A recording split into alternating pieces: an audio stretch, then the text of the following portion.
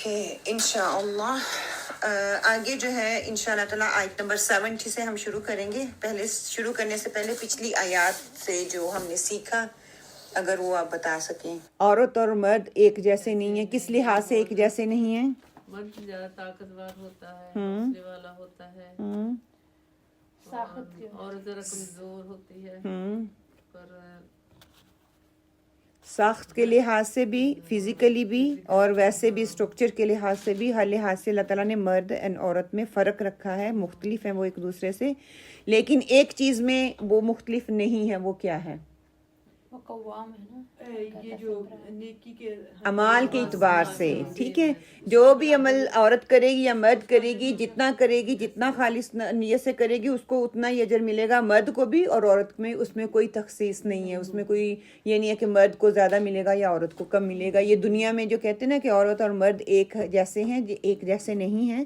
اللہ سبحانہ تعالیٰ نے کلیئرلی ہمیں بتا دیا اس میں فرق ہے. ہم جو مرضی کہہ لیں، ہاں یہ ہو سکتا ہے پے کے لحاظ سے، جیسے عورت بھی کام کرتی ہے اور مرد بھی کام کرتے ہیں، تو اتنے گھنٹے وہ کرتی ہے، اتنے گھنٹے وہ کرتی ہے. مرد کو ہمیشہ زیادہ ملتا ہے، عورت کو کم ملتا ہے. یہ کیوں ہے؟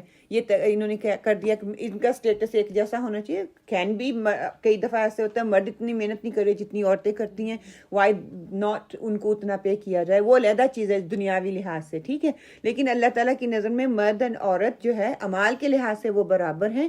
لیکن جو فرق اللہ تعالیٰ نے رکھ دیا ہے کہ مرد جو ہے وہ قوام ہے، عورت جو ہے وہ بچوں کی تربیت کرے گی. یہ قوموں کے بارے میں ہم نے سیکھا تھا نا، علیہ السلام، حضرت عاد اور حضرت ہود، قسم کہ ان کو عاد اسپیشلی کہ ان کی جیسی قوم کوئی بھی نہیں بنے گی تھی، بہت زیادہ اونچے تھے اور انہوں نے بھی جب حق کی پیروی نہیں کی.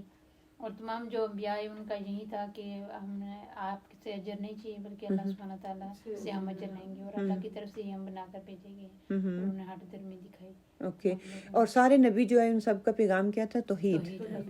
توحید کا انہوں نے پیغام دیا. انہوں نے اپنی طرف قوم کو نہیں جوڑا بلکہ انہوں نے کہا کہ ہم اللہ کی طرف سے بھیجے ہوئے ہیں اور اللہ کا پیغام آپ تک پہنچا رہے ہیں. اللہ ایک ہے اور اسی کی عبادت کرو. اور اس جہاں پہ جو ہے جو غیر اللہ سے انہوں نے منع کیا، اللہ کی توحید کے بارے میں بات کی. پھر انہوں نے جو کن لوگوں نے انکار کیا، کن لوگوں نے اس پیغام کو نہیں لیا؟ سرداروں، جو کہ امیر طبقہ تھا. یہاں پہ بھی جب ہم امیروں کو کوئی اس طرح پیغام دیتے ہیں تو کیا ہے، وہ ہٹ درمی کا رویہ اختیار کرتے ہیں. وہ عجیب نظروں سے دیکھتے ہیں، پتہ نہیں یہ کون سا دین بتا رہے ہیں، ہے نا. یہی طریقہ سلسلہ شروع سے چلتا آ رہا ہے. ہر نبی نے اس چیز کو فیس کیا کہ جو ذرا کھاتے پیتے گھروں سے تعلق رکھنے والے لوگ ہوتے ہیں، وہ اپنی تکبر کی وجہ سے، ہٹ درمی کی وجہ سے وہ اس پیغام کو لینا نہیں چاہتے. ایک ہی وجہ یہ ہوتی ہے. دوسری وجہ یہ ہوتی ہے کہ ان کے جو وہ کام کر رہے ہوتے ہیں ان پہ زد پڑتی ہے نا، کہ ان کی اپوزٹ کام ان کو کرنا پڑے گا. وہ اللہ کی حدود کو توڑتے ہوئے کام کر رہے ہیں، اس کے اپوزٹ جب کرنا پڑے گا تو سارا کچھ ان کو روکنا پڑے گا، جس کی وجہ سے وہ ٹوٹلی انکار کر دیتے ہیں. اور پھر یہ کہ عاد علیہ السلام نے کیا کہا تھا ان سے کہ میں اتنی دیر آپ لوگوں کے درمیان رہا ہوں، میں ایماندار ہوں، آپ یہ چیز جانتے بھی ہیں. اس کے بعد اگر میں اللہ کا پیغام لے کے آیا ہوں تو تمہیں جو وہ چیز قبول نہیں ہے. اور وہ پہلے نبیوں کو بھی تھی اور آپ صلی اللہ علیہ وسلم بھی دیکھے صادق اور امین اور ہر چیز وہ اپنی مانتے ہیں، آپ صلی اللہ علیہ وسلم کے پاس رکھتے تھے. لیکن آپ صلی اللہ علیہ وسلم کو بھی اس چیز سے جو گزرنا پڑا. تو کلیئرلی ہمارے لیے بھی یہی ہے کہ وہ گھر کے پتھر ہوں یا باہر کے ہوں، پڑھیں گے تو صحیح. جب ہم حق بات کریں گے، اگر آپ حق بات کرتے ہیں اور کوئی آگے سے آپ کو کچھ کہتا نہیں ہے تو آپ اپنے پہ ڈاؤٹ کریں کہ واقعی میری بات میں صحیح کر رہی ہوں کہ نہیں، کہ کسی کو کوئی دھچکا ہی نہیں لگا. ہمیشہ حق بات جب آپ کرتے ہیں نا تو دوسرے پہ زد پڑتی ہے، دوسرا اس کو قبول نہیں کرتا کیونکہ اس کی سوچ کے وہ اپوزٹ چیز ہوتی ہے.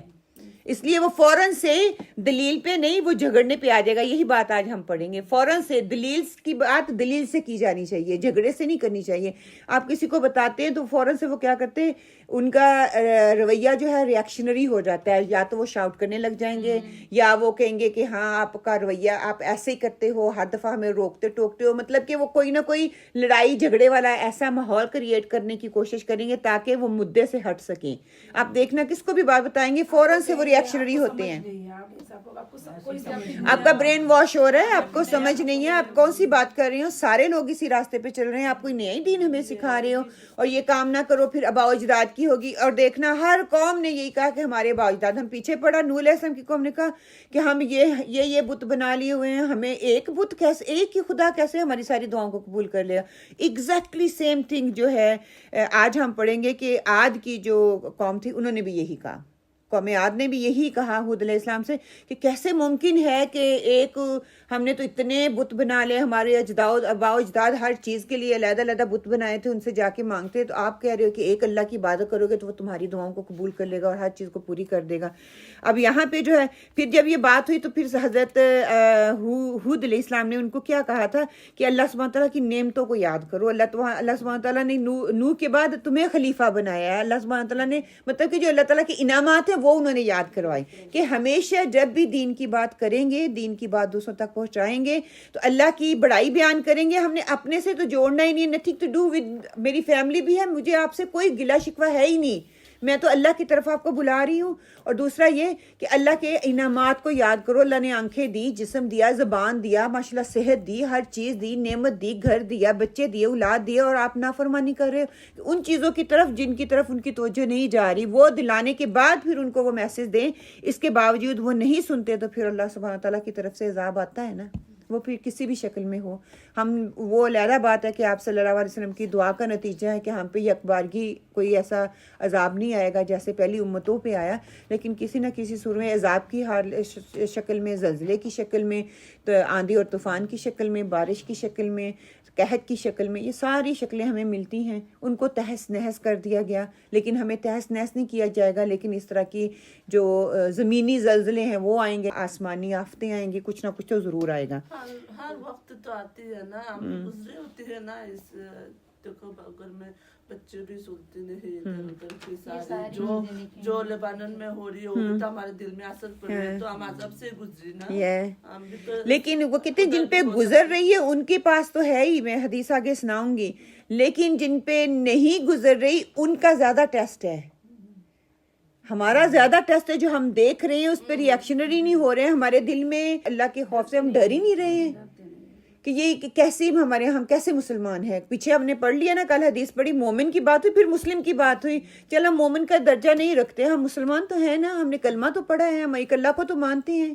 آج کا جو ٹاپک ہے آیت نمبر 70 کا، انشاءاللہ تعالیٰ آپ لکھیں کہ قوموں کی ہٹ درمی، انشاءاللہ تعالیٰ ہم پڑھ لیں لفظی ترجمہ۔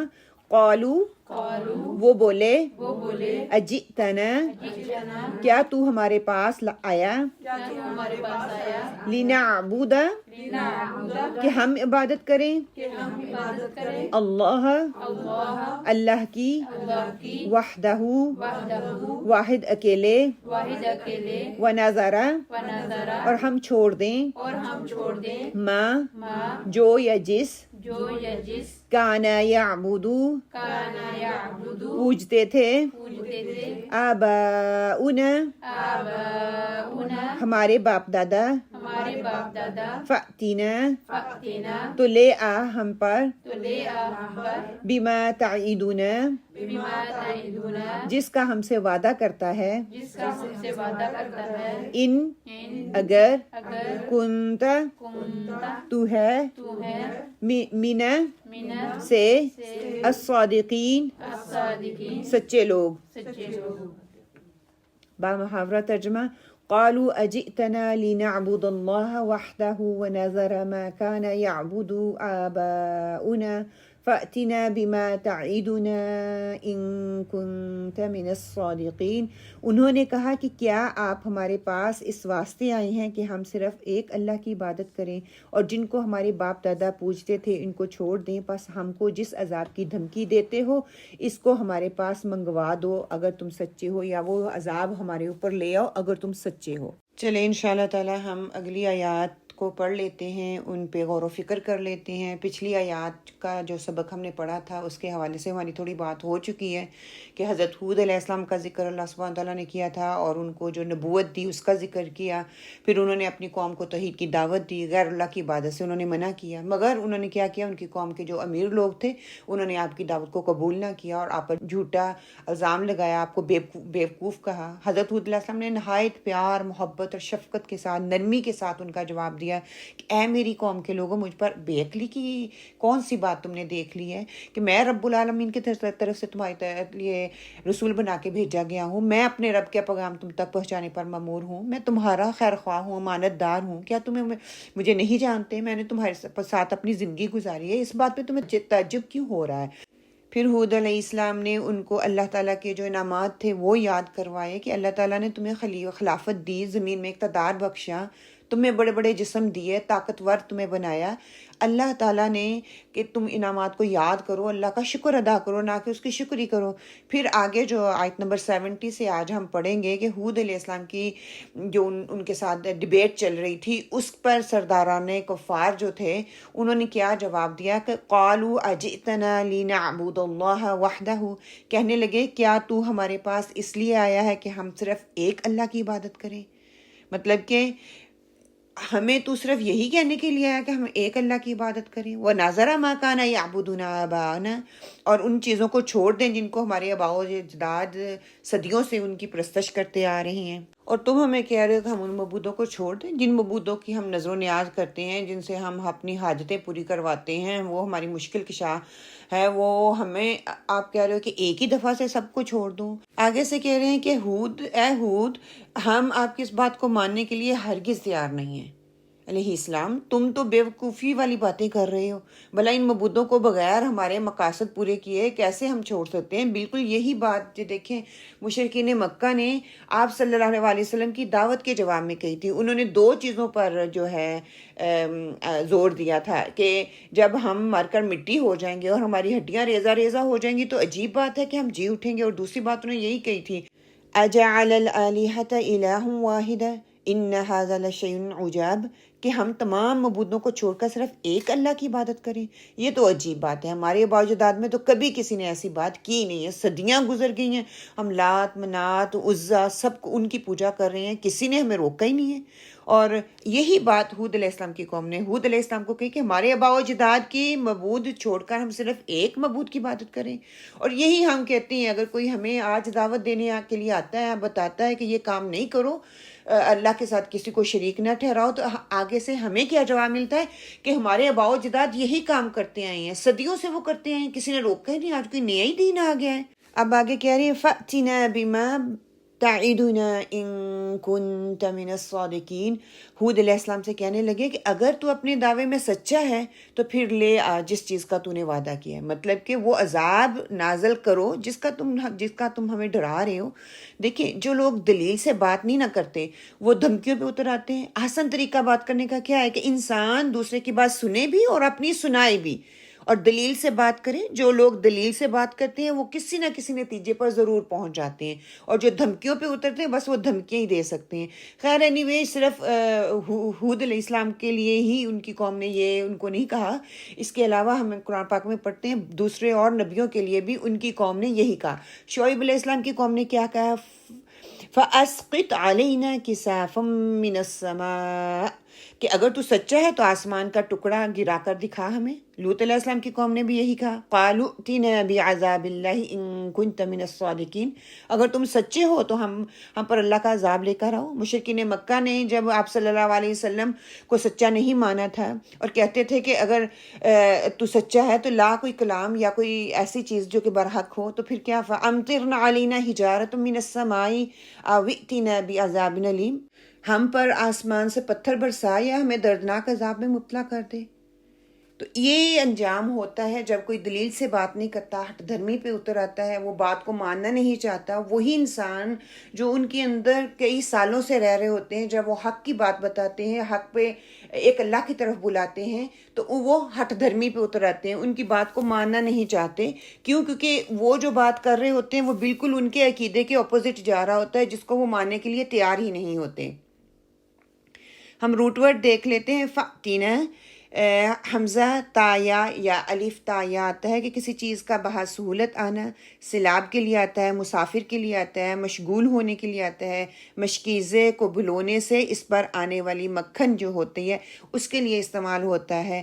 وہ زرخیز زمین جس کی بکثرت پیداوار ہو، کسی چیز کا لانا یا دینا اس کے لیے آتا ہے، عطا کرنے کے معنی میں آتا ہے، اور ساتھ ساتھ اس کے جو مترادفات میں ہیں وہ کیا ہے؟ جاء، جئی، عطا، حیتا، حلم، تعالی، یہ سارے جو ہیں اس کے مترادفات ہیں۔ آگے کیا ہے؟ وحدہ، وحدال سے ہے، یگانگت، اللہ تعالیٰ وحدہ لا شریک ہے، واحد اکیلا ہے. واحد باللحاظ جنس کے لیے بھی آتا ہے، کسی اجزاء کا مل کر ایک ہو جانا اس کے لیے آتا ہے. یکتا اور بے نظیر کے لیے آتا ہے، نقطے کے لیے آتا ہے، کمزور رائے کا ہونا اس کے لیے آتا ہے. اس کے مترادفات کیا ہیں؟ احدہ، وحید، انفردہ، انفرادہ، یہ سارے جو ہیں اس کے مترادفات ہیں. اسی طرح تعیدون وعین دال سے ہے، وعدہ کرنا. وعید شر کے لیے بولا جاتا ہے، باہم عہد و پیمان کرنا، خیر کی بات کرنا. اور میعاد اور مدت کے لیے بھی آتا ہے. اس کے مترادفات کیا ہیں؟ وعدہ، عہد، ذمہ، اسر، میثاق، عقد، یہ سارے جو ہیں اس کے مترادفات ہیں. اور پھر یہ جو ہیں کہ وعدہ کرنے کا لفظ خیر اور شر یعنی اچھے اور برے وعدے دونوں پر بولا جاتا ہے، اس معنی میں استعمال ہوا ہے. یہاں پہ وعید کے کا لفظ اور خاص کر شر یعنی کہ دھمکی کے لیے استعمال ہوا ہے. اور قرآن پاک میں اللہ سبحانہ وتعالیٰ نے جن آیات میں ان الفاظ کا استعمال کیا ہے وہ ان اللہ وعدکم وعد الحق، سورۃ ابراہیم کی آیت نمبر 22 ہے. جو وعدے اللہ نے تم سے کیا تھا وہ سچا کر دیا. پھر اسی طرح سورہ قصص میں کی آیت نمبر 61 ہے. اگلا لفظ جو ہے وہ کیا ہے؟ الصادقین، صاد دال انقاف، سچی بات، خیر خبر دینا، دل اور زبان کی ہم آہنگی کا ہونا، نفس واقع کے مطابق ہونا، جس نے کبھی جھوٹ نہ بولا ہو. صدیق اس کے لیے آتا ہے، عمل سے کر کے دکھانے والے کے لیے آتا ہے، کسی کو سچائی کی طرف منسوب کرنا، سچا جو ہے اس کے لیے آتا ہے، دوستی کے لیے آتا ہے، اپنے مال کے ذریعے قرب الہی حاصل کرنا، کہ اس کا مل جانا، زکوٰۃ ادا کرنے کے لیے آتا ہے. اور اس کے مترادفات میں 2 ہی ورڈ استعمال ہوتے ہیں، صدق اور حق. پھر صدق جو ہے، صدق کے معنی کیا ہے؟ دل اور زبان کی ہم آہنگی کا ہونا، اور اس بات کو نفس واقع کے مطابق ہونا. اگر دونوں میں سے کوئی ایک شرط نہ پوری کی جائے تو وہ صادق یا صدق نہیں ہوگا، وہ اس کا کلام جو ہے وہ صدق نہیں کہلایا جائے گا. اور اللہ سبحانہ تعالیٰ نے قرآن پاک میں جن آیات میں اس الفاظ کا استعمال کیا ہے وہ سورہ المنافقون آپ کو اسکرین پہ نظر آ رہی ہے، آپ اس کو نوٹ کر لیجئے انشاءاللہ.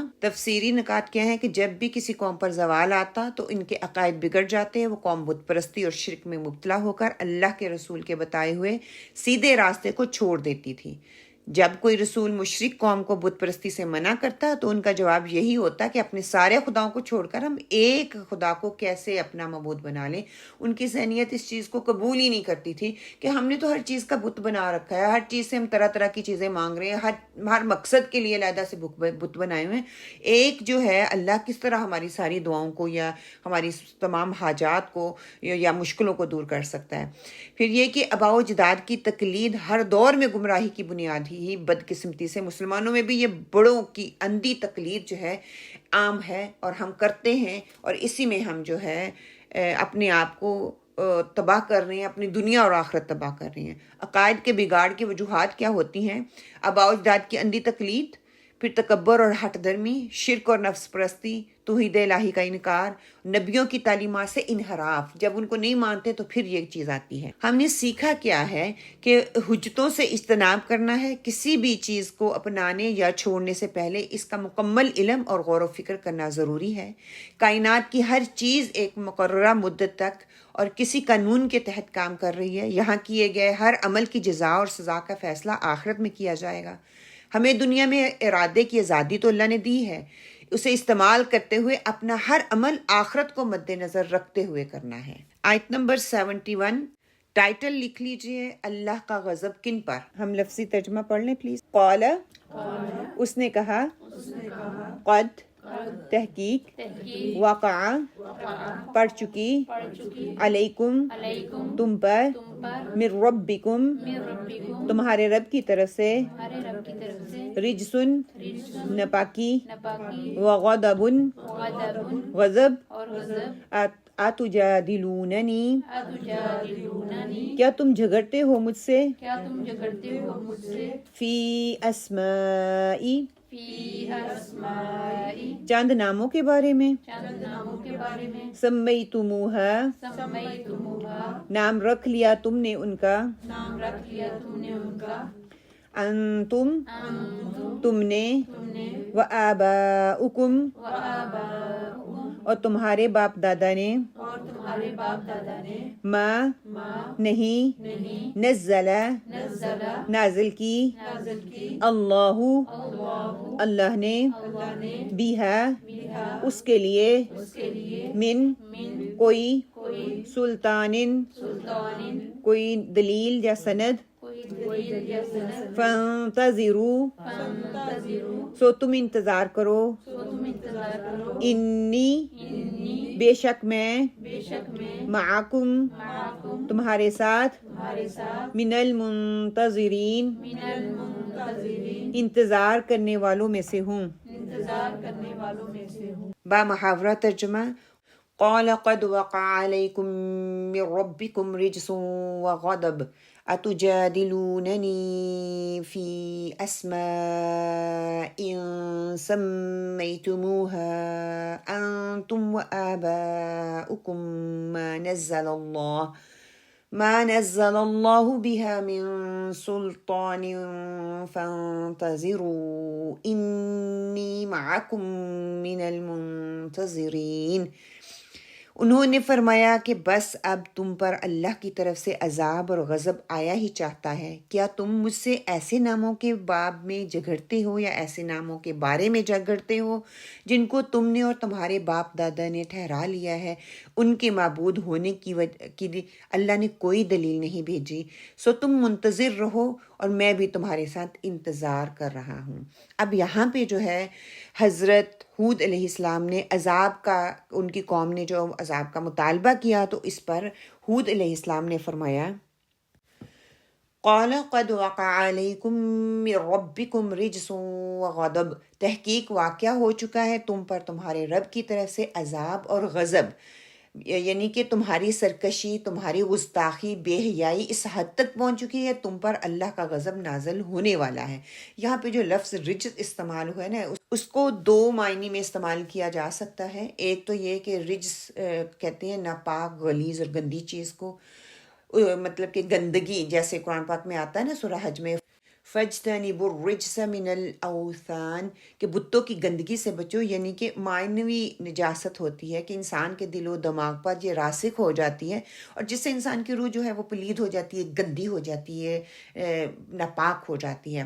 اور رجس کا دوسرا معنی عذاب کے معنیوں میں بھی ہے، اور قرآن پاک میں دیگر مقامات پر رجس یا رجز عذاب کے معنیوں میں استعمال ہوا ہے. بنی اسرائیل کے متعلق اللہ سبحانہ وتعالیٰ فرماتے ہیں سورہ بقرہ میں فَأَنزَلْنَا عَلَى الَّذِينَ ظَلَمُوا رِجْزًا مِّنَ السَّمَاءِ کہ ہم نے ظالموں پر آسمان سے عذاب نازل فرمایا. اسی طرح غضب کا لفظ قرآن پاک میں بہت بار غصے اور ناراضگی کے لیے بھی آتا ہے، جیسے سورہ البقرہ میں ہم نے پڑھا فَبَاءُوا بِغَضَبٍ عَلَىٰ غَضَبٍ کہ وہ اللہ تعالیٰ کی ناراضگی پر ناراضگی لے کر لوٹے. حضرت ہود علیہ السلام نے بھی مزید فرمایا أَتُجَادِلُونَنِي فِي أَسْمَاءٍ کیا تم میرے ساتھ ان ناموں کے متعلق جھگڑتے ہو سمیتموها انتم وآباؤکم جو تم نے اور تمہارے آباء و اجداد نے رکھ لیے ہیں یا بنا لیے ہیں. ہر ایک کو کسی خاص نام سے تم نے متصف کر دیا ہے، ان کا خاص نام رکھ دیا ہے. فلاں بت روزی کے لیے، فلاں بت جو ہے اولاد دینے کے لیے، فلاں بت جو بارش برسانے کے لیے، فلاں بت ہماری دعاؤں کو قبول کرنے کے لیے. کہ یہ صرف بت ہیں جن کے نام رکھ لیے ہیں تم نے. کسی کا نام غریب نواز رکھ لیا اور کسی کا نام گنج بخش رکھ لیا ہے، کسی کا نام داتا رکھ لیا ہے اور کسی کا نام مشکل کشا رکھ لیا ہے. یہ صرف بتوں کے مختلف نام ہیں جو تم نے رکھ لیے ہیں اور پھر تم ان کی عبادت کر رہے ہو، ان سے مرادیں مانگ رہے ہو کہ ہماری بگڑی وہ ہماری بنا دیں. کہ انسان کسی بھی چیز کا نام کیوں رکھتا ہے؟ شاباش، پہچان کے لیے. کہ نام کسی بھی چیز کا تصور وابستہ ہوتا ہے نا ہمارے دل میں، ہمارے دماغ میں، تو ہم اس کا نام رکھ لیتے ہیں. دیکھیں یہاں پہ اب طوفان آئے گا، آندھی آئے گی، تو طوفانوں کے نام انہوں نے رکھے ہوئے ہیں. اگر کسی چیز کا نام اچھا ہوگا تو وہ چیز اچھی لگتی ہے، اور اگر وہ نام جو ہے وہ برا ہوتا ہے تو وہ چیز جو ہے ہمیں بری لگتی ہے. یہ ایک فطری چیز ہے انسان کی. یہ کمزوری ہے کہ کوئی بھی چیز جو ہوتی ہے نا، جیسے پروڈکٹ کہتے ہیں، وہ انسان کی سوچ کے مطابق، سمجھ کے مطابق انسان اس کو لیتا ہے. جیسے آج کل برانڈ کے نام جو ہیں وہ لیے جاتے ہیں، اور خاص طور پر اٹریکٹیو نام رکھے جاتے ہیں تاکہ لوگوں کے دماغوں کو، لوگوں کی سوچ کو اس کی طرف مبعوث کیا جائے، لوگوں کی اٹریکشن کا وہ چیز جو ہے وہ باعث بنے. رنگوں کو چوز کیا جاتا ہے، ناموں کو چوز کیا جاتا ہے، اور برانڈ کے ناموں کو خاص طور پہ یوز کیا جاتا ہے. خیر، ہود علیہ السلام نے فرمایا یہ نام ہی تو ہیں، ما نزل اللہ بها من سلطان، اللہ تعالیٰ نے اس کے بارے میں کوئی سند تو نہیں نہ اتاری. جن امور کو تم ان کے ساتھ منسوب کرتے ہو، حقیقت یہ ہے کہ اولاد دینا، شفا دینا، روزی دینا، عروج اور زوال، معکوف الاسباب، استعانت، یہ سب اللہ سبحانہ وتعالیٰ کے دست قدرت میں ہے. ان کو جن کی تم پوجا کرتے ہو، خود ہی سے تم نے ان کے نام رکھ لیے ہیں. ان میں سے کوئی بھی ایسا معبود نہیں ہے، یہ سارے باطل معبود ہیں. نہ تمہیں کوئی اولاد دے سکتا ہے، نہ تمہیں کوئی شفا دے سکتا ہے، نہ کوئی تمہیں روزی دے سکتا ہے، نہ تمہیں عروج اور زوال دے سکتا ہے، نہ تمہاری دعاؤں کو یہ قبول کر سکتے ہیں، نہ تمہارے نفع اور نقصان کا یہ مالک ہے. اللہ سبحانہ و تعالیٰ کے حکم کے بغیر کوئی چیز دنیا میں نہیں ہوتی. یہ تم نے محض نام رکھے ہوئے ہیں جن میں کوئی حقیقت نہیں ہے.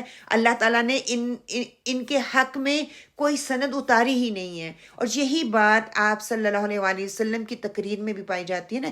سورہ نجم میں آتا ہے ان ہی الا اسماء سمیتموها انتم وآباؤکم ما انزل اللہ بها من سلطان، کہ اللہ تعالیٰ نے لات، عزا، منات کا نام لے کر فرمایا کہ یہ مشرکینوں کے خود رکھے ہوئے نام ہیں.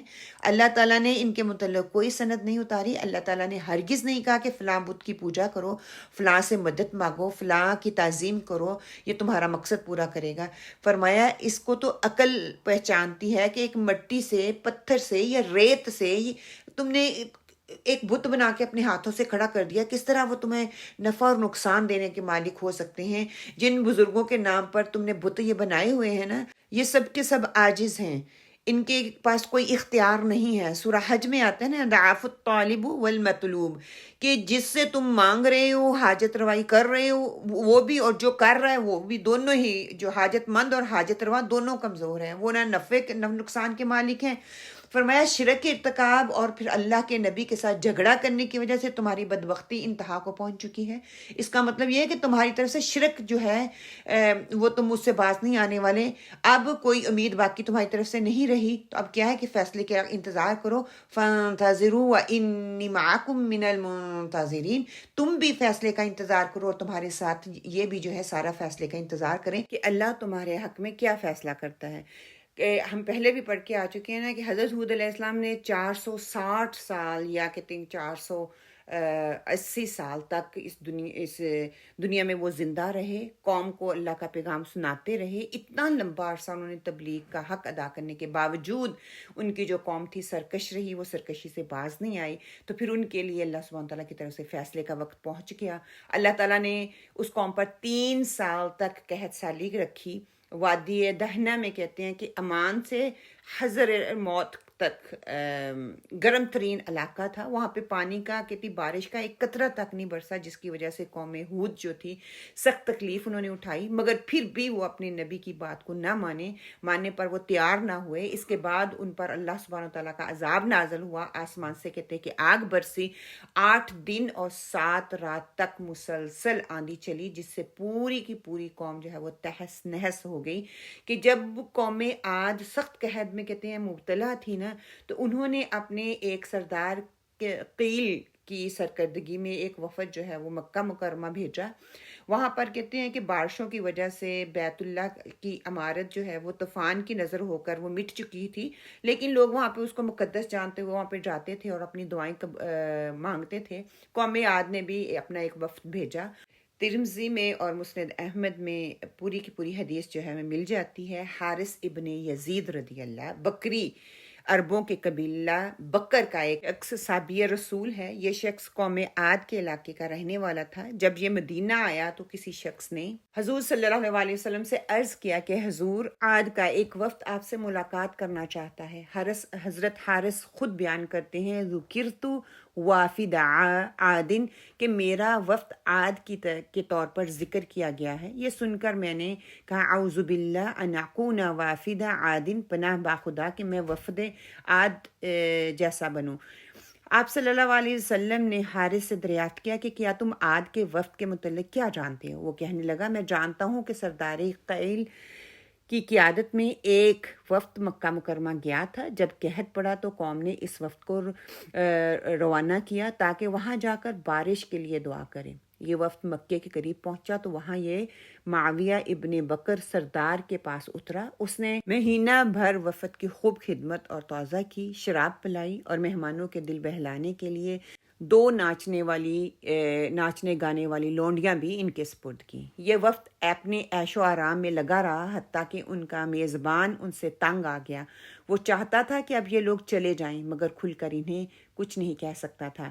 اس نے گانے والی لونڈیوں سے کہا کہ تم ایسے اشعار گاؤ کہ جن کو سن کر یہ لوگ یہاں سے چلے جائیں اور ہماری توہین بھی نہ ہو. اور لونڈیوں نے مہمان کے سامنے پھر جو اشعار ہیں وہ سارے کے سارے بیان ہوتے ہیں. میں آپ کے سامنے وہ پڑھ تو نہیں سکتی، آپ حدیث کی بک کھولیں اور جا کے وہ سارا پڑھ لیں. وقت کی کمی کی وجہ سے میں ان کو آپ کے سامنے جو ہے پیش نہیں کر سکتی. بہرحال یہ حدیث کا باقی حصہ کیا ہے کہ سرداران وفد اگرچہ مشرک تھا اور معبودان باطلہ کو وہ مانتا تھا مگر اس وقت اس نے اللہ تعالیٰ سے بارش کی دعا کی اور ساتھ یہ بھی کہا کہ میرے میزبان معاویہ ابن بکر کو سراب کرے.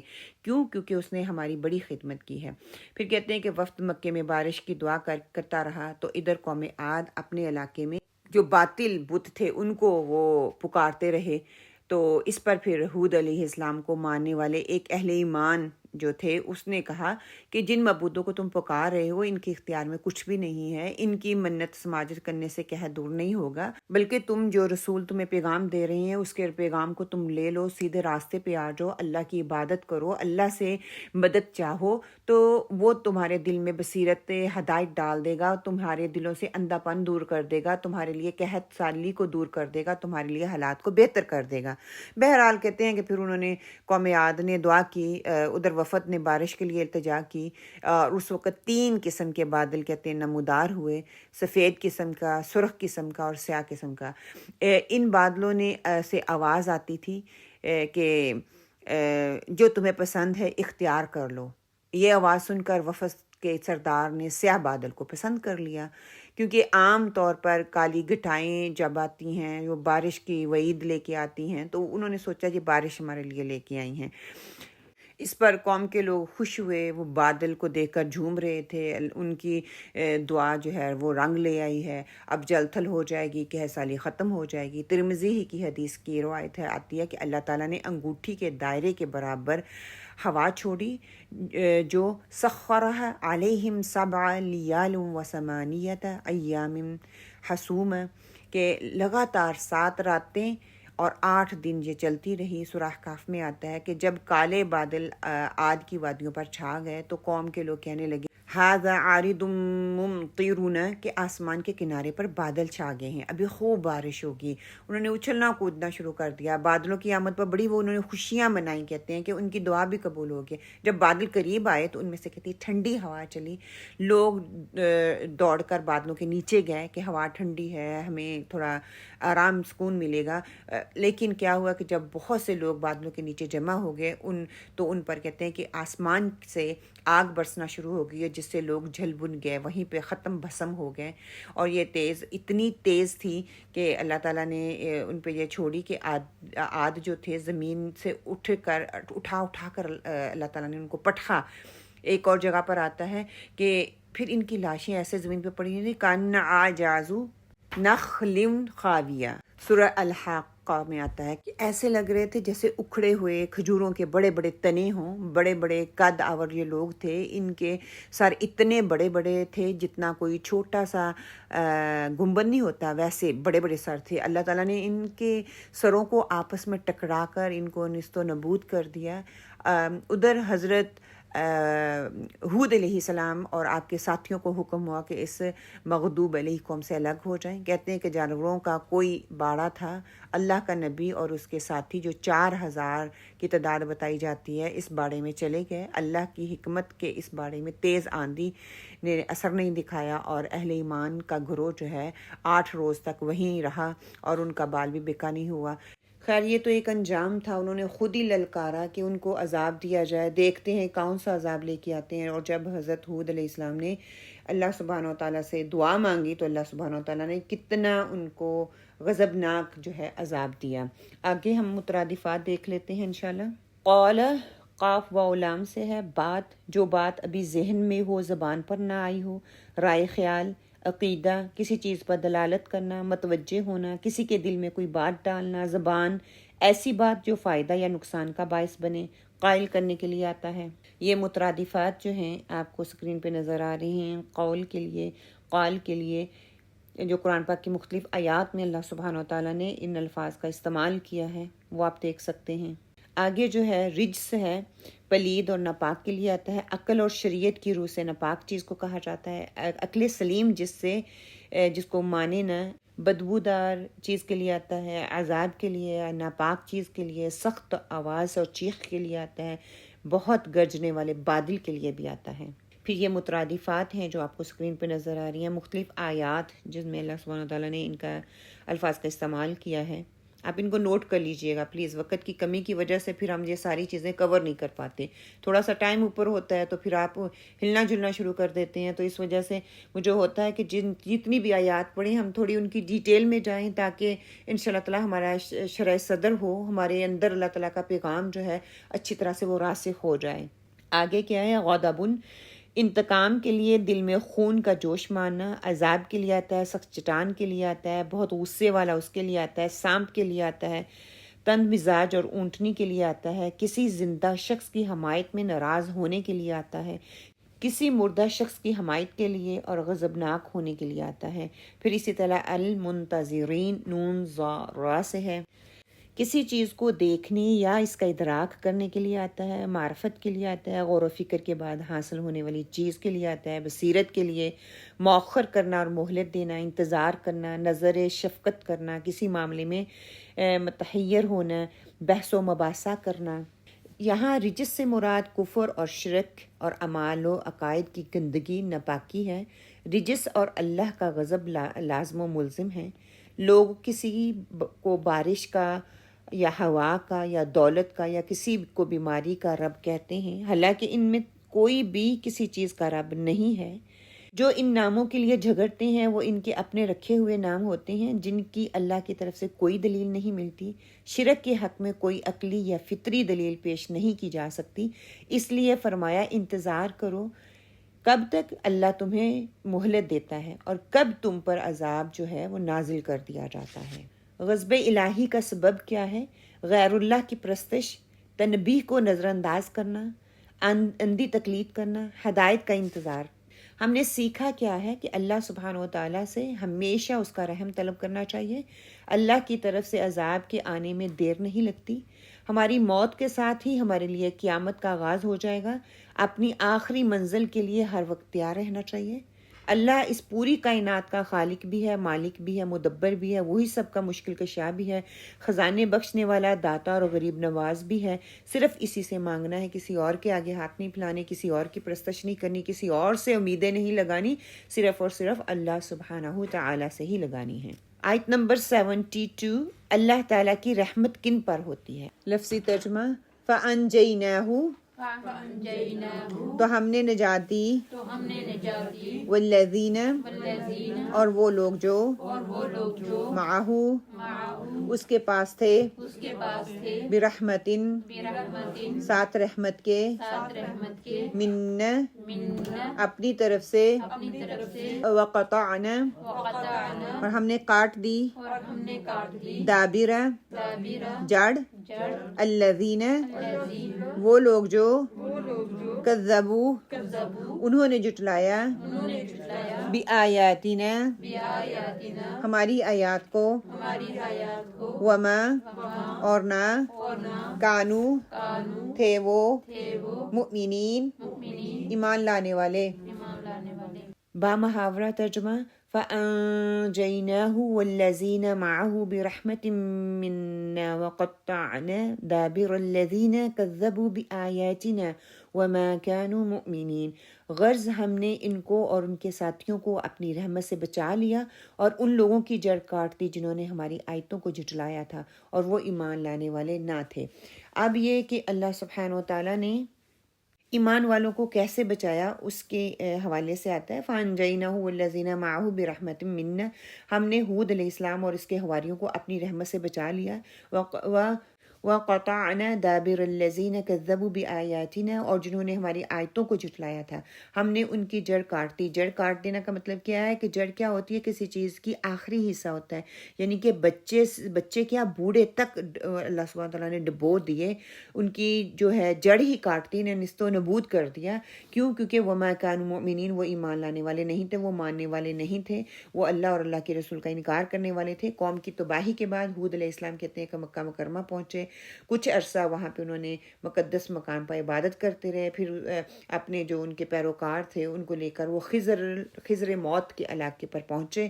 آپ کی وفات کے متعلق دو روایات ہمیں ملتی ہیں. ایک کہتے ہیں کہ آپ مکہ میں ہی فوت ہو گئے اور حرم شریف کے ہجر کے مقام پر آپ کو دفن کیا گیا ہے، جبکہ یہاں پر حضرت اسماعیل علیہ السلام، حضرت حاجرہ علیہ السلام کی جو ہے یا دیگر انبیاء کی قبور ہے وہاں پہ ہیں. اور دوسری روایت میں ہمیں یہ ملتا ہے کہ آپ خضر موت میں جا کر فوت ہوئے.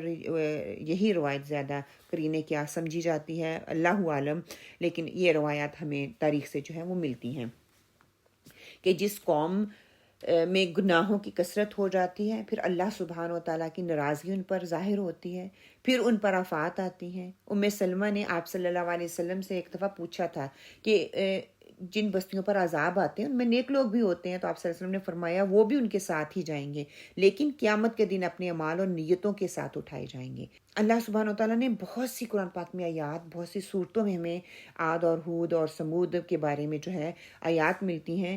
جیسے سورۃ حاقہ میں آتا ہے نا کہ عاد کو آندھی اور طوفان سے ہلاک کیا گیا، ہوا نہیں رکتی تھی، سرکش ہو گئی تھی، اور یہ طوفان اور آندھی 7 راتیں اور 8 دن مسلسل چلتی رہی. وہ ایسے پڑے ہوئے تھے جیسے کہتے ہیں کھجور کے درخت پڑے ہوئے ہیں.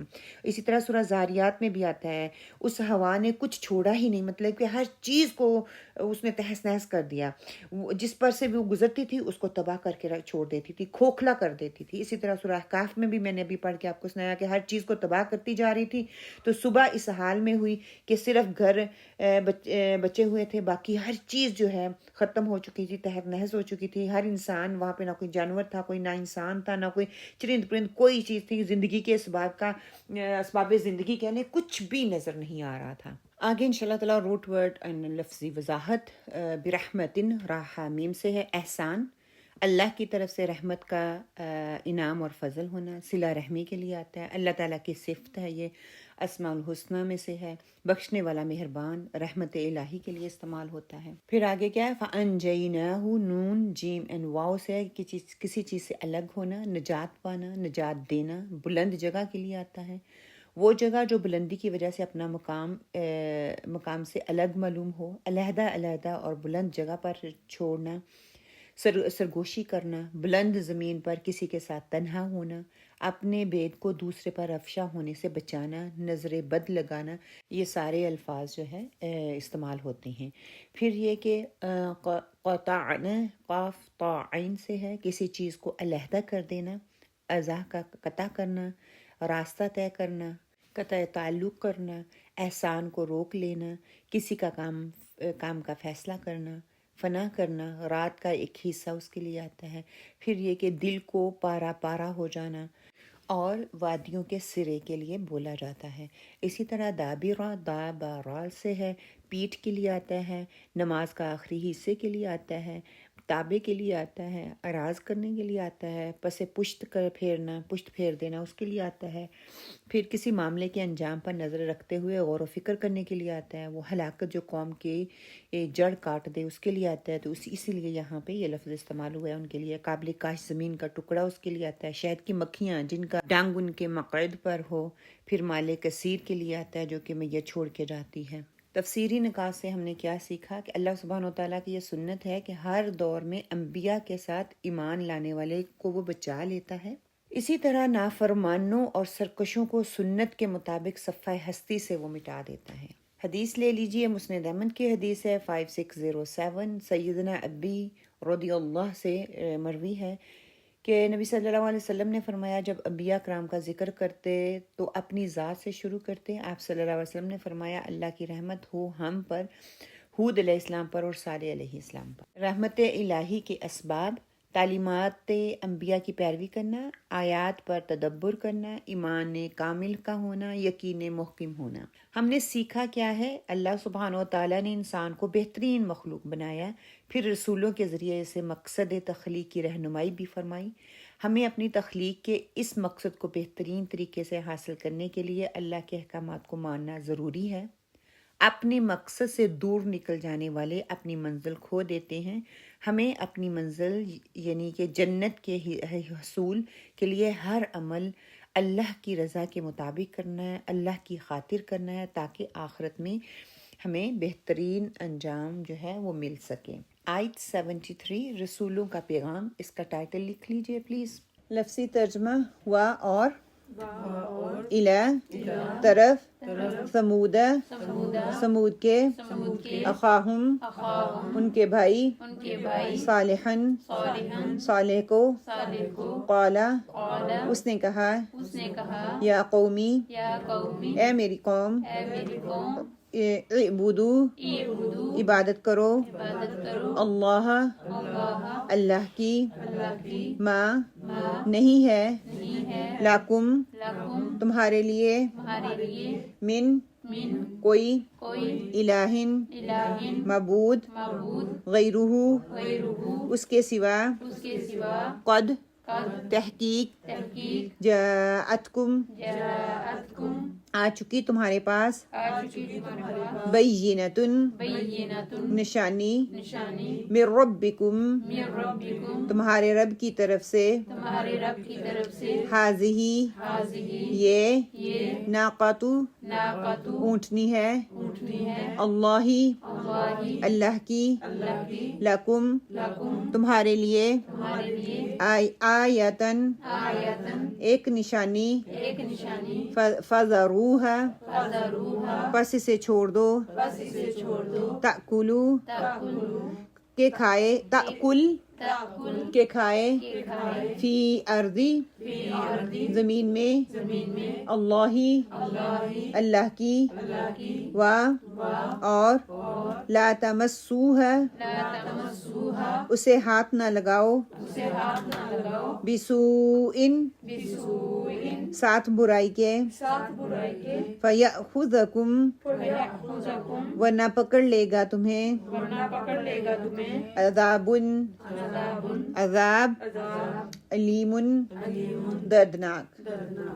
با محاورہ ترجمہ: وَإِلَى ثَمُودَ أَخَاهُمْ صَالِحًا قَالَ يَا قَوْمِ اعْبُدُوا اللَّهَ مَا لَكُمْ مِنْ إِلَٰهٍ غَيْرُهُ قَدْ جَاءَتْكُمْ بَيِّنَةٌ مِّن رَّبِّكُمْ هذه ناقة الله لكم آية فذروها تأكل في أرض الله ولا تمسوها بسوء فيأخذكم عذاب أليم۔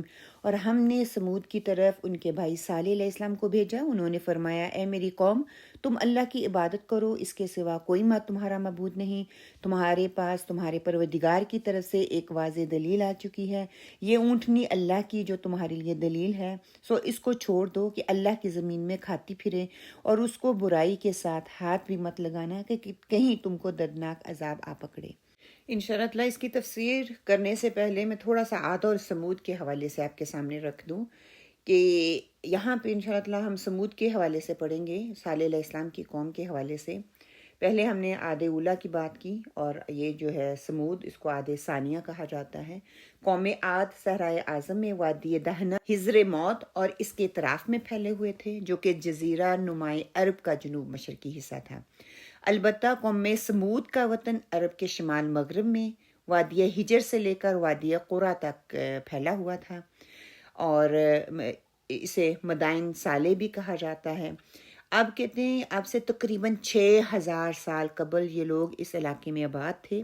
موجودہ علاقہ خیبر سے تقریباً 115 میل شمال مغرب کی طرف بستے تھے، اور تبوک کے قریب ان میں صالح علیہ السلام کو مبعوث کیا گیا۔ صالح علیہ السلام کا نام بن عبید تھا کہتے ہیں.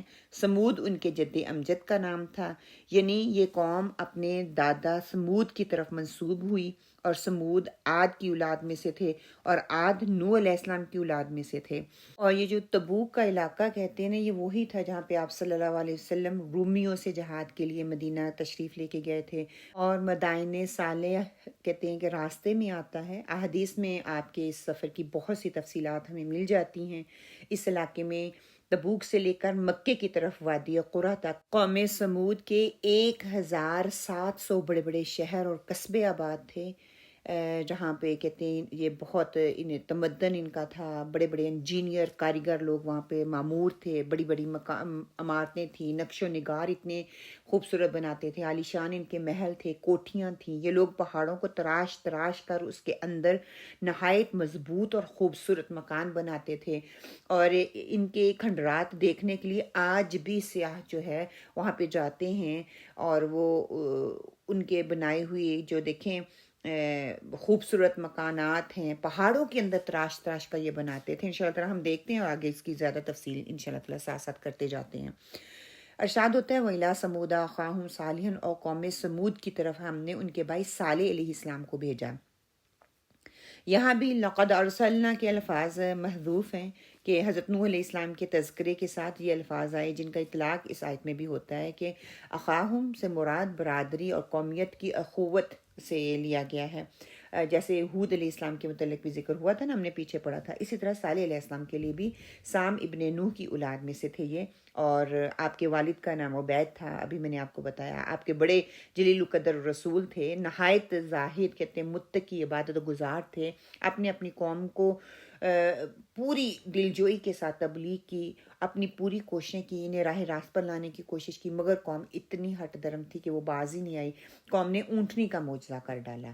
اس سے پہلے ہم نے ہود کا پڑھا، انہوں نے پوری کوشش کی لیکن ان کی قوم نہیں مانی. اب سمود کے ساتھ بھی یہی مسئلہ آ رہا ہے کہ وہ بھی انہوں نے مانا نہیں ہے. پوری کوشش کے باوجود وہ اپنی ہٹ درمی سے باز نہیں آئے. انہوں نے اونٹنی کا موزہ طلب کر لیا. اللہ تعالیٰ نے ان کی وہ فرمائش بھی پوری کر دی. انہوں نے حضرت صالح علیہ السلام کی تعلیم کے خلاف اونٹنی کی کونچیں جو وہ کاٹ ڈالی. پھر اللہ تعالیٰ کی طرف سے جو عذاب آیا ان کو اللہ تعالیٰ نے نحس و نبود کر دیا. حضرت صالح علیہ السلام نے اپنی قوم کو وہی سبق دیا جو کہ پچھلے سارے انبیاء جتنے آئے انہوں نے دیا. پہلا انہوں نے کیا کہا، قال یا قوم اعبدوا اللہ، اے میری قوم کے لوگوں اللہ کی عبادت کرو. ما لکم من الہ غیرہ، اس کے علاوہ تمہارا کوئی معبود نہیں ہے، اس کے علاوہ کوئی حاضر ناظر نہیں ہے، کوئی مختار کل نہیں ہے، کوئی تمہیں نفع دینے والا نہیں ہے، کوئی تمہیں نقصان دینے والا نہیں ہے. وہی خالق کے مالک ہے، وہی علیم کل ہے، وہی تمہارے لیے ما فوق الاسباب ہے. ان کا پیغام بھی وہی تھا جو پہلے نبی آئے، اور ان کا پیغام بھی یہی تھا کہ ایک اللہ کی عبادت کرو. ایاک نعبد و ایاک نستعین کا فلسفہ جو ہے ان کو سمجھایا کہ دنیا میں رہتے ہوئے ایک دوسرے کا تعاون تم حاصل کر سکتے ہو، مگر جب ظاہری اسباب ختم ہو جاتے ہیں پھر خزانہ غیب سے روزی دینے والا، عطا کرنے والا، تمہیں ترقی دینے والا جو ہے، وہ بیماریوں سے شفا دینے والا، تمہاری بخشش کرنے والا اللہ سبحانہ و تعالیٰ ہی ہے. اگر یہ بات تمہیں سمجھ میں آ جائے تو پھر یاد رکھو عبادت جو ہے اسی کی کرنی ہے. اسی کے علاوہ کسی کو معبود نہیں ماننا، کسی کو مشکل کشا نہیں ماننا، کسی کی حاجت روائی نہیں کرنی. اسی لیے آپ نے فرمایا کہ اے میری قوم صرف اللہ کی عبادت کرو اور اس کے سوا تمہارا کوئی معبود نہیں ہے. اب صالح علیہ السلام نے توحید کا درس دینے کے بعد اپنی قوم سے کہا قد جاءتکم بینۃ من ربکم، تمہارے پاس کھلی نشانی یا دلیل آ چکی ہے جو تمہارے رب کی طرف سے. مطلب کہ بینہ سے مراد یہاں پہ اونٹنی تھی، انہوں نے اونٹنی طلب کی تھی جسے اللہ سبحانہ و تعالیٰ نے قوم صالح کی فرمائش پر پتھر سے پیدا کیا تھا.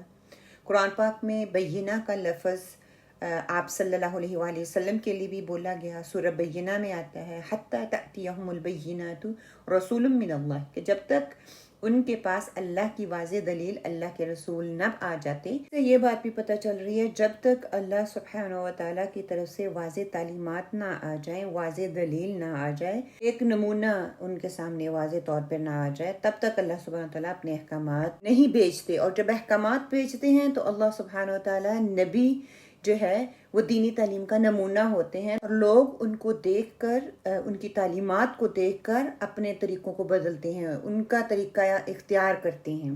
ٹھیک ہے. آگے جو بتایا ہذہ ناقۃ اللہ، یہ اللہ کی اونٹنی ہے، لکم آیات، یہ تمہارے لیے بطور نشانی ہے. مسند احمد کی حدیث میں آتا ہے حضور پاک صلی اللہ علیہ وسلم نے فرمایا لوگوں نشانیاں طلب نہ کیا کرو، کیونکہ صالح علیہ السلام کی قوم نے اللہ کے نبی سے نشانی طلب کی تھی کہ اس رنگ اور جسامت کی اونٹنی ہو جو آپ ہمارے سامنے اس پہاڑ کے پتھر سے نکالیں، وہ گابن ہو اور ہماری آنکھوں کے سامنے بچہ جنے. اللہ تعالیٰ نے ہزاروں آدمیوں کے سامنے اس فرمائش کو پورا کیا. حضرت صالح علیہ السلام اور آپ کے ساتھیوں نے نماز پڑھ کر اللہ سے دعا کی تو اللہ تعالیٰ نے پتھر کو پھاڑ کر اس میں سے اونٹنی کو نکالا، مگر قوم پھر بھی ایمان نہ لائی اور آخر عذاب میں مبتلا ہو گئی. اس اونٹنی کی خصوصیت یہ تھی کہ چشمے یا تالاب سے ایک دن وہ پانی پیتی تھی اور دوسرے دن باقی جانور پیتے تھے. قرآن پاک میں اس بات کا ذکر موجود ہے کہ پانی کو تقسیم کر دیا گیا اور پھر وہ اونٹنی دودھ بھی خوب دیتی تھی، جس کا جی چاہے اس سے دودھ نکال لے. البتہ اللہ کے نبی نے واضح طور پر حکم دیا تھا کہ جس دن اونٹنی کے پانی پینے کی باری ہو اس دن کوئی دوسرا جانور گھاٹ پر نہ جائے. نیز یہ کہ اونٹنی سے کسی قسم کی چھیڑ چھاڑ نہ کی جائے اور نہ اسے تکلیف پہنچائی جائے. مگر جب قوم اپنی کبھی حرکات سے باز نہ آئی تو اللہ تعالیٰ نے قوم پر ایسی چیخ مسلط کی جس سے ان کے دل پھٹ گئے، نیچے سے زلزلہ آیا اور پوری کافر قوم ہلاک کر دی گئی. اب یہاں پہ بتایا یہ جا رہا تھا کہ اگر انہوں نے نشانی کو طلب کیا تھا، انہوں نے اپنی فرمائش پہ اونٹنی کو طلب کیا تھا، اللہ سبحانہ تعالیٰ نے اس اونٹنی کو ان کے لیے آزمائش بنا دیا کہ ایک دن وہ اونٹنی پانی پی گی، ایک دن ان کے جانور پئیں گے. جس دن اس اونٹنی کا ہوتا تھا باری ہوتی تھی تو وہ سارا پانی ان کے گھاٹ کا ختم کر دیتی تھی. یہ ان کے لیے آزمائش بن گیا، ٹیسٹ بن گیا.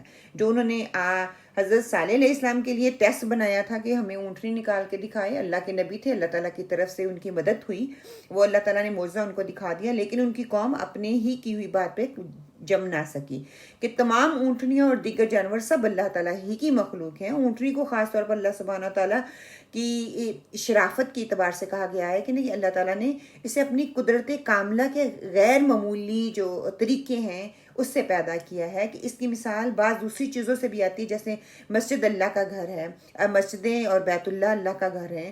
اسی طرح ہر چیز کا مالک اللہ سبحانہ تعالیٰ ہی ہے، مگر ایک خاص گھر ہے جو رہائش کے لیے نہایت بلکہ عبادت کے لیے بنا دیا گیا ہے.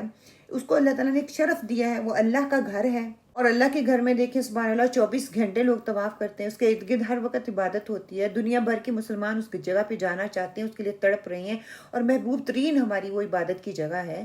اسی طرح یہاں پہ جو ہے اللہ سبحانہ تعالیٰ نے ایک اونٹنی کو پتھر سے نکال کر ان کے سامنے ایک معجزہ کھڑا کر دیا، ان کو بتا دیا کہ کہتے ہیں کہ یہ جو اونٹنی تھی نا، اس کو جس پتھر سے نکالا تھا اس پتھر کے اندر کہتے ہیں کہ 90 فٹ کا جو ہے وہ گھڑا بن گیا تھا جہاں سے وہ اونٹنی نکلی تھی، اور وہ نشان ابھی تک وہاں پہ ہیں، لوگ جا کے دیکھ سکتے ہیں.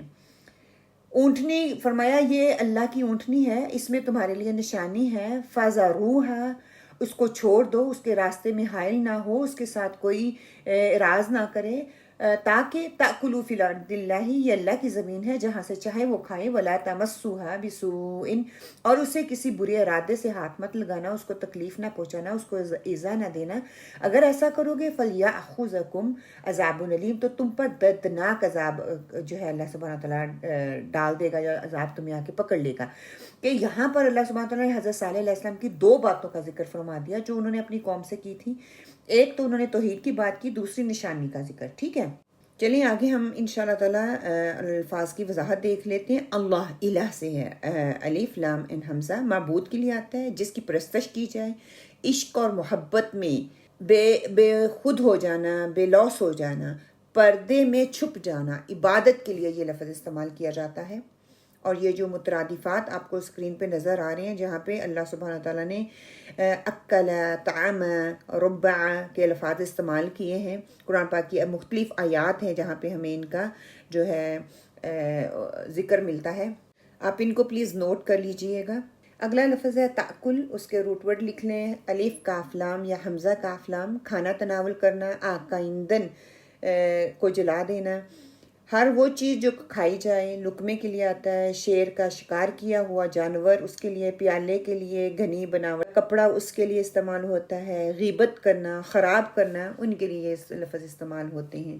اور پھر یہ جو ہے قرآن میں مترادفات جو اس کے استعمال ہوئے ہیں ان کی آیات جو ہیں ان کو پلیز نوٹ کر لیں آپ۔ آگے جو ہے فازارو ہے، واو زے وے جو ہے سافٹ والی زے، ٹھیک ہے، انرا کسی چیز کو قلت اعتدال کی وجہ سے پھینک دینا، چھوڑ دینا، گوشت کی چھوٹی سی بوٹی حقیر شخص کے لیے یہ استعمال ہوتا ہے۔ پھر تمسو ہے، میم سین سے مس سے ہے، چھونا، کسی چیز کو تلاش کرنا، لمس کے ساتھ کسی چیز کا ادراک کر لینا۔ عورت سے مجامعت کرنا، ہر وہ تکلیف جو انسان کو پہنچے اذیت کے لیے استعمال ہوتا ہے۔ تفسیری نکات کیا ہیں؟ حضرت صالح علیہ السلام نے اپنی قوم کو وہی دعوت دی جو اس سے پہلے حضرت نوح علیہ السلام اور ہود علیہ السلام نے اپنی اپنی قوموں کو دے چکے تھے۔ قوم سمود کے مطالبے پر اللہ تعالیٰ نے اونٹنی ظاہر فرمائی اور انہیں تاکید کر دی کہ اسے کوئی بری نیت سے ہاتھ نہ لگائے ورنہ عذاب الہی کی گرفت میں آ جائے گا، لیکن انہوں نے اس اونٹنی کو قتل کر ڈالا، جس کے 3 دن بعد انہیں جو ہے چنگاڑ کے عذاب نے آ کے گھیر لیا۔ صحیح بخاری کی حدیث لے لیجئے 3379، عبداللہ بن عمر رضی اللہ تعالیٰ نے خبر دی کہ صحابہ نے نبی کریم صلی اللہ علیہ وسلم کے ساتھ سمود کی بستی ہجر میں پڑاؤ کیا تو وہاں کے کنوؤں کا پانی اپنے برتنوں میں بھر لیا اور آٹا بھی اسے گوندھ لیا۔ آپ صلی اللہ علیہ وسلم نے انہیں حکم دیا کہ جو پانی انہوں نے اپنے برتنوں میں بھر لیا ہے اسے انڈھیل دیں اور گندا ہوا آٹا جانوروں کو کھلا دیں۔ اس کی بجائے آپ صلی اللہ علیہ وسلم نے انہیں حکم دیا کہ اس کنویں سے پانی لے جس سے صالح علیہ السلام کی اونٹنی نے پانی پیا تھا۔ صالح علیہ السلام قوم کے ہمدرد تھے، محبت سے پکارنے والے تھے، داعی اللہ تھے، قوم کے خیر خواہ تھے۔ ہم نے سیکھا کیا ہے کہ اللہ سبحانہ و تعالیٰ کے احکامات کو مان کر ان کے مطابق زندگی بسر کرنے میں ہی ہماری بھلائی ہے۔ اللہ سبحانہ و تعالیٰ کے کسی حکم کے مقابلے میں مطالبات اور حجتوں سے اجتناب کرنا ہے۔ انسان عذر اور بہانوں کی روش سے خود کو مشکل میں ڈال کر بالآخر برے انجام سے دوچار ہو جاتا ہے۔ آیت نمبر 74، قدرت کے کرشموں سے غافل نہ ہو جاؤ۔ وَاذْكُرُوا اور تم یاد کرو، اذ جب، جعلکم تمہیں بنایا اس نے، خلفاء جانشین، من بعدی بعد، عادن عاد کے، وبوأکم اس نے تمہیں ٹھکانہ دیا، فی الارض زمین میں، تتخذون تم بناتے ہو، من سہولیہا اس کی نرم مٹی سے، قصوراً محلات،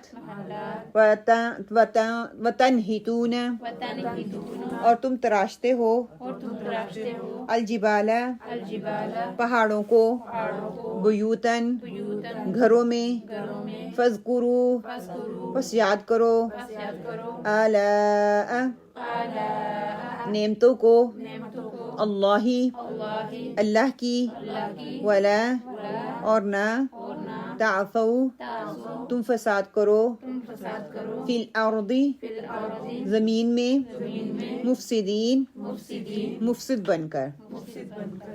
واذکروا اذ جعلکم خلفاء من بعد عاد وبوأکم فی الارض تتخذون من سہولها قصورا وتنحتون الجبال بیوتا فاذکروا آلاء اللہ ولا تعثوا فی الارض مفسدین۔ تم یہ حالت یاد کرو کہ اللہ سبحانہ و تعالیٰ نے تم کو عاد کے بعد جانشین بنایا اور تم کو زمین پر رہنے کا ٹھکانہ دیا کہ نرم زمین پر محل بناتے ہو اور پہاڑوں کو تراش تراش کر ان میں گھر بناتے ہو۔ اللہ تعالیٰ کی نعمتوں کو یاد کرو اور زمین میں فساد پیدا نہ کرو۔ اس سے پہلی قوم کا ذکر آیا، اس کو بھی اللہ تعالیٰ نے یہی کہا کہ تمہیں خلیفہ بنایا، پہلی قوم کے بعد ان کو بھی یہ کہا کہ تمہیں خلافت دی، اللہ تعالیٰ نے خلیفہ بنایا۔ وَاذْكُرُوا إِذْ جَعَلَكُمْ خُلَفَاءَ مِن بَعْدِ عَادٍ اور اس بات کو یاد کرو کہ جب اللہ سبحانہ و تعالیٰ نے تمہیں قوم عاد کے بعد نائب بنایا، کہ تمہیں پہلی قوم کا جانشین بنا دیا، اللہ تعالیٰ نے ان کی نافرمانی کی وجہ سے ان کا جو حال ہوا تم نے دیکھ لیا ہے۔ اب 100 سال بعد اللہ تعالیٰ نے تمہیں عروج دیا ہے، بڑے بڑے شہر اور قصبے اور صنعت اور تجارت تم کرتے ہو، تمہارے پاس تمدن ہے، دنیا کی تمام تر سہولتیں تمہیں میسر کر دی ہیں۔ کہتے ہیں کہ یہ عاد کی اولاد سے سمود اور سمود کی اولاد اولاد میں سے قوم یہ والی قوم جو تھی, ٹھیک ہے. اور پھر بواءکم فی الارض, اللہ تعالیٰ نے تمہیں زمین میں ٹھکانہ دیا تم اپنے آرام کے لیے. تتخذوا من سہولها قصورا, اس سرزمین کی نرم جگہوں پر اپنے محلات بناتے ہو جو نرم ہیں. اور پھر سورہ شورى میں آتا ہے وَتَنْحِتُوا مِنَ الْجِبَالِ بُيُوتًا فَارِهِينَ, اور تکلیف سے پہاڑوں میں تراش تراش کر گھر بناتے ہو. یہ لوگ بڑی بڑی کہتے بلڈنگیں تیار کرتے تھے, اس کے علاوہ گنبد اور اونچے اونچے مینار تعمیر کرتے تھے. اور مصریوں کی طرح یہ قوم جو ہے, قوم صالح کی بھی یادگاریں جو ہے بہت مطلب کہ یاد کرنے کے قابل تھیں ان کی جو عمارتیں تھیں. پھر فرمایا او تنحتون الجبال بیوتن, تم پہاڑوں کو تراش تراش کر اپنے گھر بناتے ہو. اور یہ سب اللہ تعالیٰ کی توفیق سے ہے. اس کا یہ بہت بڑا احسان ہے کہ اللہ سبحانہ تعالیٰ نے تمہیں یہ توفیق دی کہ ہجر کی زمین جہاں پر جو بستے تھے وہاں کی یہ بات کی جا رہی ہے کہ 6000 سال پہلے ایک ایسی قوم جو دنیاوی ترقی میں اتنی پیک پہ تھی, اس وقت ان کے پاس کیسے آلات ہوں گے. ان کے پاس اللہ سبحانہ تعالیٰ کے پیغمبر آئے اور انہوں نے کیا رویہ اختیار کیا, اور ان کے رویہ اختیار کرنے کی وجہ سے کہ اس قوم کے اندر دیکھیں مادی خوشحالی کتنی تھی نا, کہ مادی طور پہ کتنی وہ ترقی یافتہ قوم تھی. کتنی آج ہمیں ایک گھر بنانا اتنا مشکل لگتا ہے, اس وقت وہ گھر بھی بناتے تھے, محلات بھی بناتے تھے, اور پہاڑوں کو کھود کھود کر وہاں پر عجائبات بھی بناتے تھے. تو اللہ سبحانہ تعالیٰ نے ان کو یہ اتنی کوالٹیز دی تھی. فَاذْكُرُوا آلَاءَ اللَّهِ, اللہ تعالیٰ کی نعمات کو یاد کرو, اس کے احسانات کو فراموش نہ کرو. وَلَا تَعْثُوا فِي الْأَرْضِ مُفْسِدِينَ, اور زمین میں فساد برپا نہ کرو. سب سے بڑا فساد کفر اور شرک ہے کہ اس سے باز آ جاؤ. اگر تم باز نہ آئے تو پھر کیا ہوگا کہ وہ اپنی نبی کی جو ہے تم مخالفت نہ کرو, قیامت کا انکار نہ کرو, برائیوں کا تم ارتکاب نہ کرو, یاشی فحاشی اور دولت کو ضیاع نہ کرو. جیسے آج ہمارے اندر یہ ساری برائیاں پائی جاتی ہیں, کوئی ایک ایسی بیماری نہیں ہے جس کو میں گنوا رہی ہوں اور وہ ہمارے اندر نہیں ہے. فحاشی ہمارے اندر ہے, یاشی ہمارے اندر ہے, ہر طرح کی برائی ہمارے اندر ہے. قیامت کا انکار اس کو بھولے ہوئے دیکھا جائے گا جب موت آئے گی یا آخرت آئے گی, دیکھا جائے گا وہ کس نے دیکھا ہے کہ یہ زمین میں فساد کرنے کے مترادف ہے. اور اس کے مقابلے میں اگر اپوزٹ دیکھیں کیا ہے, امن ہے, سکون ہے, توحید ہے, ایمان ہے, اللہ کے رسول کا جو پیغام ہے اس کو دوسروں میں عام کرنا ہے. سکون کی زندگی یہی ہے نا کہ اللہ اور اللہ کے رسول کی اتباع کی جائے, آرام سے سکون سے اپنی زندگی چین سے گزارو, دنیا میں بھی سکون اور آخرت میں بھی سکون. اور پھر ظاہری فساد اور ذہنی بگاڑ پیدا نہ کرو. اور حقیقت یہ ہے کہ یہ ظاہری فساد یا حسی فساد کا نتیجہ ہی ہوتا ہے کہ انسان ذہنی بگاڑ کا شکار ہوتا ہے. اور جب ذہنی بگاڑ آتا ہے تو کہتے ہیں کہ زمین استغفر اللہ, جب انسان کا ذہن بگڑ جاتا ہے, انسان کی سوچ بگڑ جاتی ہے, تو پھر وہ ہر لحاظ سے اس کے اندر بدامنی آتی ہے. ہماری ذہن اور سوچ بگڑتی ہے تو ہم ڈپریشن میں جاتے ہیں, بیماریوں کا شکار ہوتے ہیں, مختلف بیماریوں کو ہم دعوت دیتے ہیں. ذہنی بگاڑ ہوتا ہی ہے تو پھر سوچ کے ہم ڈپریشن کا شکار ہو جاتے ہیں. تو یہ ذہنی بگاڑ کی وجہ سے ہوتا ہے. اور یہ شیطانی عمل ہے کہ نہ صرف حسی بلکہ دماغی طور پر بھی, ذہنی طور پر بھی یہ بگاڑ کا سبب بنتا ہے. اور اسی بگاڑ کی وجہ سے یہ جو برائیاں آتی ہیں, انسان جو ہے اللہ سبحانہ تعالیٰ کا انکار کرتا ہے, اللہ کے بھیجے ہوئے رسولوں کا انکار کرتا ہے, اور ان کو وہ مانتا نہیں ہے. اور کیونکہ جب وہ مانتا نہیں, وہ عیاشی کرنا چاہتا ہے نا, اپنی طریقے کی زندگی, اپنی زندگی گزارنا چاہتا ہے, تو اس طرح کا رویہ اختیار کرتا ہے, تو یہ پھر زمین میں فساد ہو جائے گا. لفظی وضاحت کیا ہے؟ خلفاء خا لام فا سے خلف سے پیچھے رہ جانا, جانشین, کم عقل جو بیہودہ بات کرے, کسی کے قائم مقام ہونا, کسی دوسرے کا نائب بننا, لوگوں کا باہم کسی بات میں اختلاف کرنا.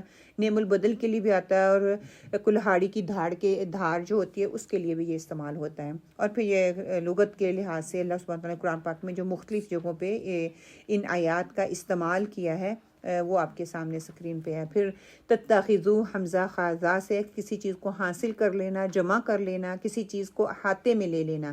وہ شخص جو اشوب چشم میں مبتلا ہو, وہ زمین جسے کوئی شخص اپنے لیے خاص کر لے, اس کے لیے یہ لفظ استعمال ہوتا ہے. پھر آگے سہولی ہے, سین ہا لام سے ہے, نرم زمین کے لیے بولا جاتا ہے. حزن کی ضد ہے, میدانی علاقے میں رہنے والے آدمی اس کے لیے آتا ہے. نرم خو آدمی کے لیے ایک ستارے کا نام ہے.